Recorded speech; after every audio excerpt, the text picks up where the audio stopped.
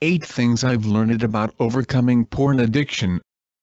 When I was barely in double digits, I was introduced to pornography by a friend. As intriguing as it was, I knew it wasn't right. What I didn't know though was that I would choose to walk down a road that saw me addicted to that nonsense for over 15 years. I spent money on my addiction.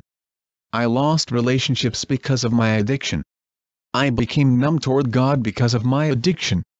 I reached a point in life where I had literally spent more of my life addicted to porn than not. Talking about porn, even freedom from it, makes people, especially Christians, uncomfortable. We can be pretty hush-hush on the subject. We don't like to talk about the problem itself, or, curiously, even that some are free from it. Some don't want to talk about the why when it comes to addiction or freedom. I do. In November of 2013, I celebrated 6 years sober from pornography. Here are 8 things I have learned along the way. 1. A little problem is still a problem, don't fool yourself. I'm constantly amazed at the number of people I talk to who think that if you don't view porn frequently, it means you don't have a problem.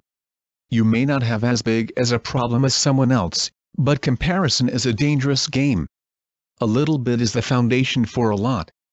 You have to stop before it becomes a bigger problem. Think if someone said to you, but, I just did a little bit of heroin this week. Yes, you sound that ridiculous. 2. The blind can't lead the blind. If you were starting a business, would you go to someone who had little to no experience in business to ask advice on how to get started? Of course not. The power of community is valuable, and there's something healing about finding solidarity with people going through the same struggles as you. That's all well and good. However, the blind can't lead the blind.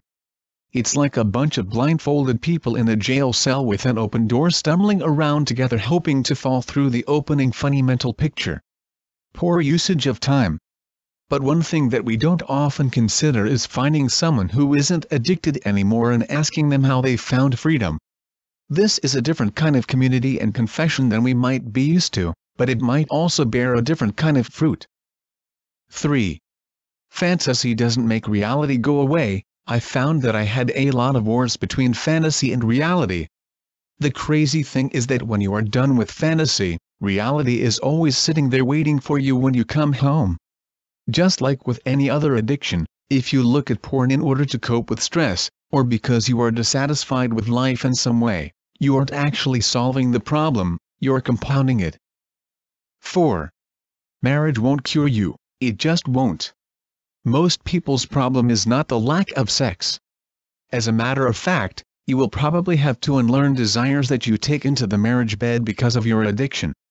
Marriage may mask the problem for a while, but I haven't met a person yet that was addicted to porn before marriage, and never looked at it again after saying, I do. If you don't get help before you enter into marriage, you will only end up hurting yourself and your spouse more. 5.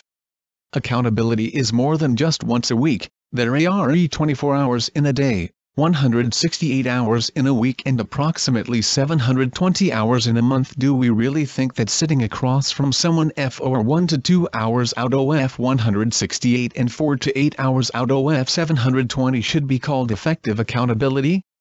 No, it shouldn't. Accountability frequently just turns into a checklist of how you have or have not messed up. Real community is more intentional, and more natural. Have a group of friends that you're living life with, who are much more to you than just a sin prevention mechanism. If pornography is a part of your life, you need to find a few people that can help fill up some of those hours with genuine friendship. The benefits will be far greater than just kicking your pornography habit. And if you aren't addicted to porn, you need to be one of those people who is there for someone who is. 6. Don't let your guard down. I sat across from a friend who told me that he had looked at pornography after about 30 days of not looking at it. When I asked him why he did that, he said that he began to celebrate the victory and let his guard down. I have more roadblocks today than ever before. I can say that I have no desire to look at pornography anymore, but I am not going to test that knowledge by becoming lazy. On a similar note, nothing good happens late at night. Staying up late when there is no reason to do so can lead to all kinds of garbage. Just go to bed. 7. If you're free, shout it from the mountain tops. If you are free from pornography, listen to me, you need to tell people. I had a guy sit across from me bawling his eyes out while telling me he had never met anyone other than me who was free from addiction to pornography. It broke my heart, not because I thought that was true, but because even the free are being quiet. You hold hope for so many, help them. 8. Freedom is yours, claim it.